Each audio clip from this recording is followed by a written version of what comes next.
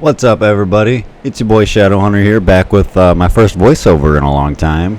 Finally decided that might as well try another one of these voiceovers here now that I'm getting back into racing and kind of go over what was going on this race. This is one of my one of my more recent races here. I just did the other night and had a really good time. We were having some really solid racing. I made a couple mistakes, and hopefully I can use that to learn and get a little bit better, and hopefully maybe somebody else can learn a little bit more too. So I'm not really much of a NASCAR or of an oval fan, but I've been having some really, really good racing here, and it's just bringing me back for more. One of the things I do like about it is the fact that we have been having such close racing, so it gives me a chance to kind of focus on keeping my composure, allowing me to see how, trying different lines in the heat of battle, allowing me to really focus on what I got going on and keeping my car where it needs to be. And it allows me to know when, or, practice on learning when to make a move. You see here that one of my mistakes that I've made was I think I made my move for first place a little too early. We're starting off 6 here in the number 7 car, and we have 20 laps to go from 6 to first. I don't end up actually doing that. I ended up getting 4th place this race, but I made a few mistakes that I think I can learn from. So these first, good chunk of laps here, I think the first 5 or 10, we stayed pretty bunched up and pretty solid. There's a few accidents in the middle of the pack, which, usually I've been getting caught up in those, so I've been getting frustrated a little bit, but these past few races I've been able to qualify out front and then stay out front with the lead pack and not worry about getting wrecked.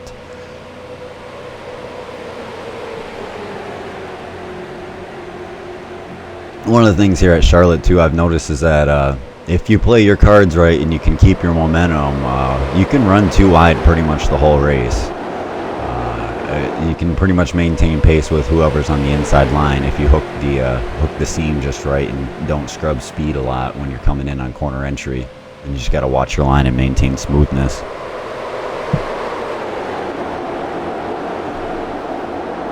As you can see, here's one of the mid-pack accidents I was just mentioning earlier. Just a big one. But thankfully it was back there and it didn't affect us up front.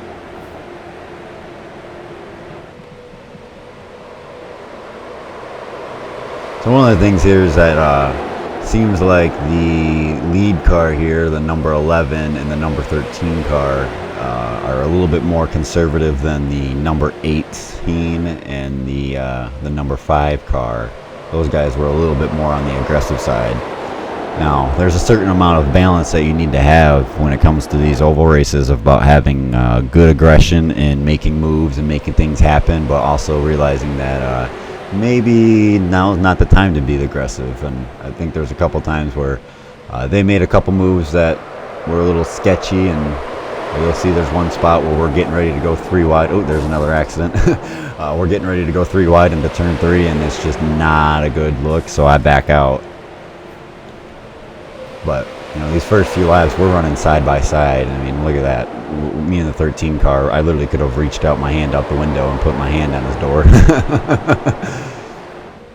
One thing to note, too, is I'm racing in VR here, so it's really immersive. I'm really, really happy with my decision to go to VR versus like a triple setup.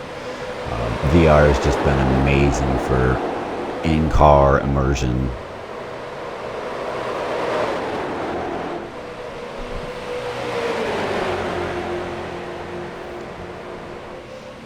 So one of the things here is, especially since this is rookies, that not everybody may have the most solid understanding or car control of what's going on. So one of the strategies that we would have, in a situation like this, is maybe we'd do some bump drafting when we're going too wide, like we did going into turn 3 down that back straight. A little bit of bump drafting can help really move one car in front of the other, and when it comes turns to leader. And if you can get the right bump draft set up, somebody can bump draft you on the outside, and then you can hook the seam going into turn 3 and 4 and maintain your speed coming out, and you can pass the leader that way. It doesn't always play out that way. Here I go. I switched from the high line back down to the low line because I realized that the 18 car scrubbed some speed on the outside because he turned in a little too aggressively, I think, and scrubbed a little bit more speed than he thought, and allowed me to get that room and maintain that spot right behind the 11 car, so I can play off his draft. The problem with the outside line here is that you don't have anybody's draft to work off of, and the inside line is a little bit quicker. But if you can maintain your speed on exit from the higher line, you can basically pace the other car, as you can see right here.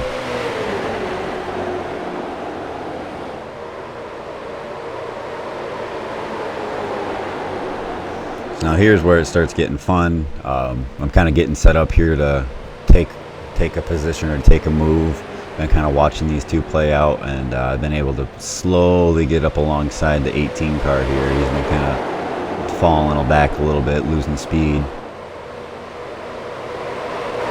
And now that I'm fully tucked in behind the 11 car without anybody giving the 18 car a bump draft, as long as we can maintain our positioning here, I should be able to squeak out in front of him. But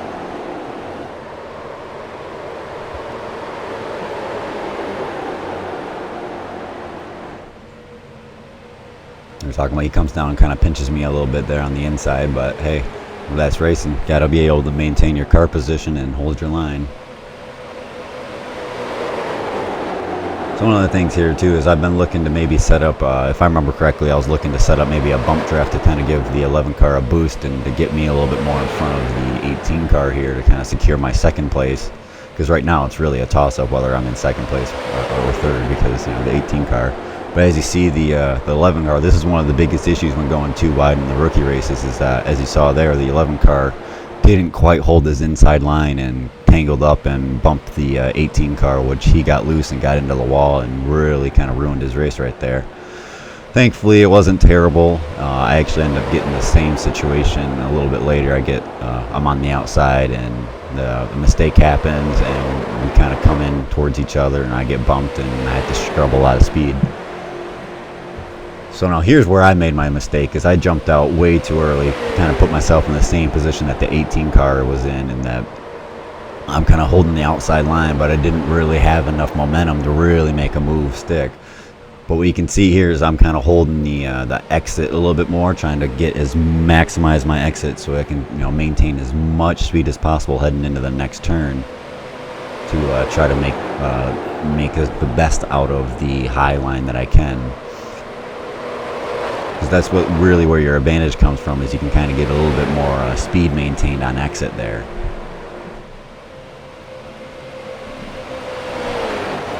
So yeah, just to kind of go back over it, mistake number one was definitely jumping out too early here. It gave the 13 car a chance to get up in either one of our drafts and get right behind us and kind of block me off from getting in behind the 11 car again. Looks like I probably could have done it right here, but I was too worried while still trying to make my move. I was still focused on trying to get in front, whether or not that it was actually going to happen at that position or not.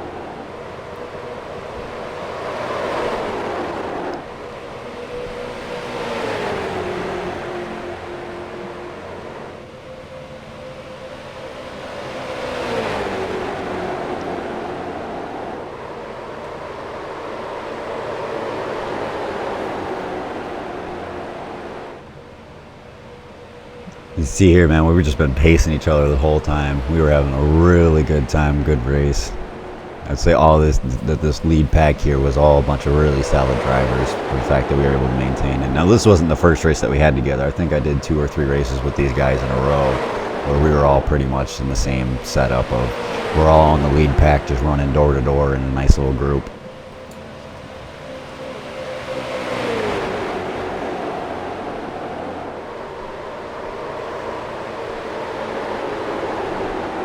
See, the 18 car got a little bit under the 13 car there to make himself some room to get by. So I don't know. I'm a little bit on the fence. I knew a couple times I probably could have done a similar move, but I didn't. I don't know how much I feel or how good I feel about getting somebody loose. But you got to make a move, or you got to make something happen if you want that position. So in oval racing, as long as nobody goes into the wall, I guess it's really a clean thing. Earlier I mentioned going into 3 wide, and here's where we were going into 3 wide. I saw the 18 car come down below the 11, and I got worried. I'm like, okay, I'm gonna back out. I realized I had plenty of room there to come down on the inside line. And unfortunately, the 5 car didn't really want to check up a little bit. I know I kind of cut him off, but at the same time, hey, there was room. I went for it. Unfortunately, it didn't work out for me because he didn't let off and he got up under me, and that sent me out into the wall. So now I get to worry about trying to make some move and get back up here to contend for the top 3.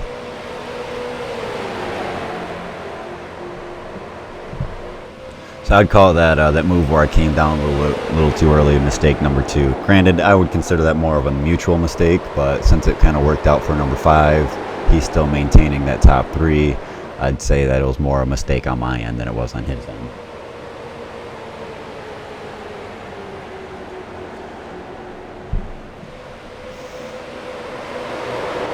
So coming in here to turn 1, I realized that I wanted to try to get set up to get inside here of the 13 car, which you saw me kind of pull off there. I realized that he was not set up well to maintain his position or maintain his speed or his line. So I saw that he was starting to shift up a little bit, and I entered wide, tried to maintain again as much entry speed as I could, and I was able to get under him and kind of take that position away. So now, since I was feeling a bit, I guess you could consider it angsty, a little bit upset. Not really upset, but I was definitely a little bit more aggressive now towards the number 5 car after kind of getting pushed out of the way. So I decided I was going to be a little bit more aggressive and plan for a bump draft, but then I realized I had so much more speed coming out of that I could get up alongside of him coming out of turn 2. But again, coming down right there, we had a little incident. I didn't hold my line the best I could, and then he ended up coming down, and I thought I could move down a little bit more, and then he ended up squirming back up and again kind of bumped me, and I went off into the wall. And then unfortunately through that, I ended up getting a little bit loose, and when we were coming back down the little tri-oval there, the 13 car came up a little bit earlier towards the midline instead of staying low, and I think he got the clear from his spotter a little bit earlier than he should have, and I was maintaining that midline, and we ended up clipping. So apologize to the 13 car for that, but that was a race incident.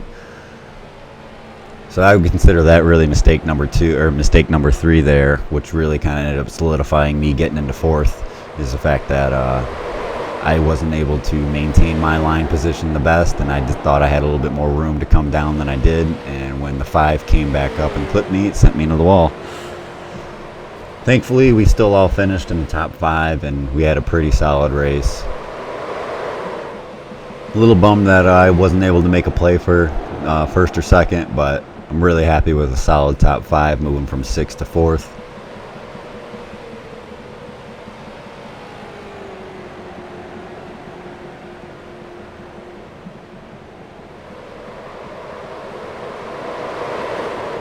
If you see anything else that I may have missed or something that I could probably improve on, please feel free to point it out in the comments.